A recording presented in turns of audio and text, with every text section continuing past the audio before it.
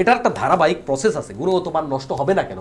আমি পড়াশোনাটা যেখানে করছি, দেখুন আজকে বিশ্ববিদ্যালয়ের শিক্ষক, আপনি একটা স্কুলের শিক্ষক নিয়োগ হবে সেটা 5 লাখ টাকা 6 লাখ টাকা, স্কুল কলেজের প্রিন্সিপাল নিয়োগ হবে সেটা 20 থেকে 30 লাখ টাকা, বিশ্ববিদ্যালয়ের প্রভাষক নিয়োগ হবে সেটা ধরেন 50 লাখ টাকার আশপাশে, বিশ্ববিদ্যালয়ের ভিসি নিয়োগ হবে সেটা 2-4 কোটি টাকার আশপাশে।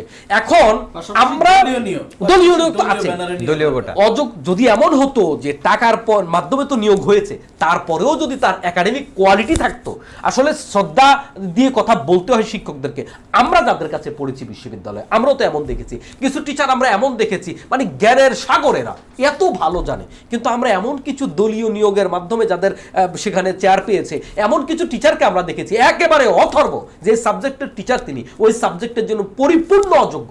এই লোকগুলাকে একদিকে হচ্ছে অযোগ্য লোক নিয়োগ হলো, অপরদিকে টাকার মাধ্যমে অনৈতিক নিয়োগ হলো। এখন আপনি বলেন সে আমাকে কি শিখাবে, সে তার ছাত্রকে কি দিবে?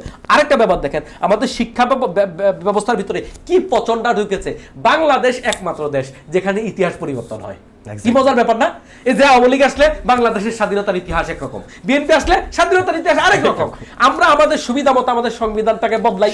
হ্যাঁ, এই যে ঘোষক নিয়ে এখন পরিবর্তন হয়। হ্যাঁ, তাহলে এখন স্বাধীনতার ঘোষক সংবিধান অনুপাতে কে হওয়ার কথা?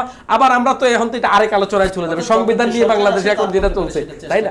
এখন আমরা একটু বিষয় থাকতে চাই, মেধা পাচার নিয়ে আপনার কাছে আমি প্রশ্ন এখন যেহেতু আজকে আমরা দুজন, আপনারা ছাত্র নেতৃত্ব দিচ্ছেন বা দিয়েছেন, আপনাদের কাছেই জানতে চাই আমরা, আসলে মেধা পাচার একটা প্রকট আকার ধারণ করেছে, নিশ্চয়ই আপনি জানেন। আপনি যদি একটা পরিসংখ্যান দিই, প্রতি বছর 50 থেকে প্রায় 1 লক্ষ ছাত্র প্রতি বছর বিদেশে উচ্চশিক্ষার জন্য যায়।